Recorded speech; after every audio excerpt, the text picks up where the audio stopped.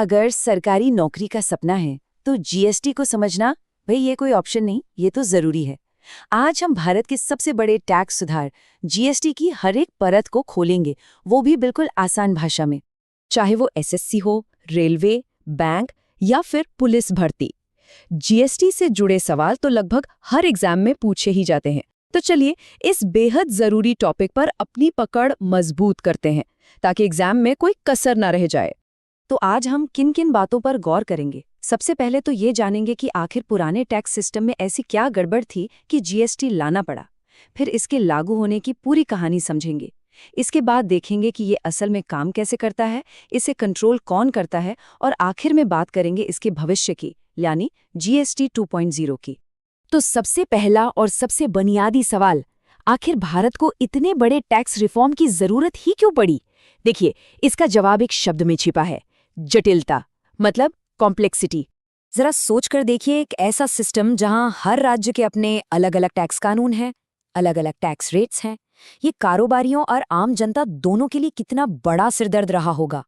GST आने से पहले केंद्र और राज्य सरकारें मिलकर एक दो नहीं बल्कि पूरे 17, जी हाँ 17 अलग अलग तरह के इनडायरेक्ट टैक्स लगाती थीं। और कहानी बस यही खत्म नहीं होती।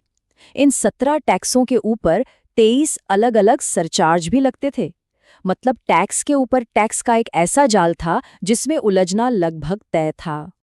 और इसी जंजाल को खत्म करने के लिए और पूरे देश के लिए एक आसान, एक जैसी टैक्स प्रणाली बनाने के विचार के साथ जीएसटी को लाया गया, जिसका नारा था वन नेशन वन टैक्स। अब देखिए, इतना बड़ा बदलाव कोई रातों रात तो होता नहीं है। जीएसटी को एक आइडिया से हकीकत बनने में कई साल लग गए। चलिए इसके सफर के कुछ जरूरी पड़ावों पर एक नजर डालते हैं। इसकी कहानी शुरू हुई साल 2002 ने, जब विजय केलकर समिति ने इसकी सिफारिश की। फिर कई सालों के बाद 2014 में इसे संसद में पेश किया गया। 2016 में ये एक ऐतिहासिक कानून बना, 101वां संविधान संशोधन अधिनियम। और आखिरकार 1 जुलाई 2017 को जीएसटी पूरे भारत में लागू हो गया। तो एग्जाम के लिए जो सबसे जरूरी बात याद रखनी है वो है 101वां संविधान संशोधन अधिनियम।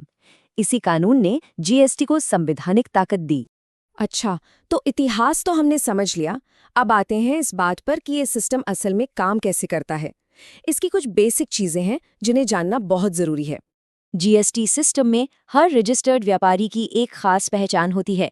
ये पहचान है एक 15 अंकों का यूनिक कोड, जिसे कहते हैं जीएसटीआईएन। अब इस 15 अंकों के कोड में एक बड़ी दिलचस्प बात है। इसके जो पहले 2 अंक होते हैं ना, वो हमेशा स्टेट का कोड बताते हैं। जैसे अगर कोड 09 से शुरू हो रहा है तो मतलब बिजनेस उत्तर प्रदेश में रजिस्टर्ड है, और अगर 17 से तो मेघालय में। इसी से पता चलता है कि कौन सा ट्रांजैक्शन किस राज्य में हो रहा है। जीएसटी को मोटे तौर पर 4 हिस्सों में बांटा गया है। सीजीएसटी यानी सेंट्रल जीएसटी जो केंद्र सरकार लेती है, एसजीएसटी यानी स्टेट जीएसटी जो राज्य सरकार को मिलता है। जब बिजनेस 2 राज्यों के बीच होता है तो आईजीएसटी यानी इंटीग्रेटेड जीएसटी लगता है, जिसे केंद्र सरकार इकट्ठा करती है, और यूनियन टेरिटरीज के लिए होता है यूटीजीएसटी। अब सवाल ये उठता है कि इतने बड़े टैक्स सिस्टम को चलाता कौन है, इसके नियम कौन तय करता है? तो ये काम करती है जीएसटी परिषद, जिसे संविधान के आर्टिकल 279A के तहत बनाया गया है। जीएसटी परिषद एक संवैधानिक संस्था है। इसके चेयरपर्सन हमेशा देश के केंद्रीय वित्त मंत्री होते हैं।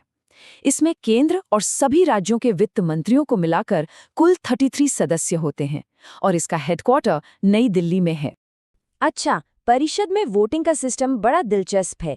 केंद्र सरकार के वोट की ताकत है 1/3, जबकि सभी राज्यों को मिलाकर ताकत दी गई है 2/3। साफ है कि यहाँ राज्यों की आवाज को ज्यादा वजन दिया गया है। और कोई भी फैसला पास कराने के लिए 75% यानी 3/4 वोटों की जरूरत होती है। इसका सीधा सा मतलब ये है कि केंद्र और राज्य जब तक दोनों राजी ना हों, कोई भी बड़ा फैसला नहीं हो सकता। ये कोऑपरेटिव फेडरलिज्म का एक बेहतरीन उदाहरण है। जीएसटी कोई पत्थर की लकीर नहीं है। इसमें समय के साथ लगातार सुधार हो रहे हैं। चलिए अब एक नजर डालते हैं जीएसटी के नए अवतार यानी जीएसटी 2.0 पर। जीएसटी 2.0 में टैक्स स्ट्रक्चर को और भी आसान किया गया है।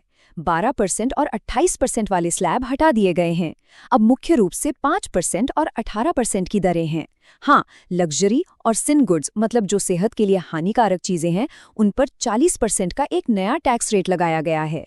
एक और जरूरी बात जो याद रखनी है कि कुछ बड़ी चीजें आज भी जीएसटी के दायरे से बाहर हैं, जैसे कि पेट्रोल, डीजल, शराब और बिजली। इन पर आज भी पुराने तरीके से ही टैक्स लगता है। एक बहुत अच्छा सुधार ये हुआ है कि 33 तरह की जीवन रक्षक दवाओं के साथ साथ पर्सनल लाइफ इंश्योरेंस और हेल्थ इंश्योरेंस पॉलिसियों पर जीएसटी को 0 कर दिया गया है। ये आम आदमी के लिए एक बड़ी राहत है। इन्हीं सब सुधारों की वजह से जीएसटी 2.0 को नेक्स्ट जनरेशन रिफॉर्म भी कहा जा रहा है। इसका मकसद एक ही है, टैक्स सिस्टम को जितना हो सके उतना आसान बनाना। तो आज हमने जीएसटी का पूरा सफर समझा, उसकी बनावट और भविष्य के बदलावों को भी देखा, लेकिन सबसे बड़ा सवाल अब भी वही है कि क्या ये सिस्टम अपने एक राष्ट्र, एक कर वाले असली मकसद को पूरी तरह से हासिल कर पाएगा? खैर, इसका जवाब तो हमें आने वाला वक्त ही देगा।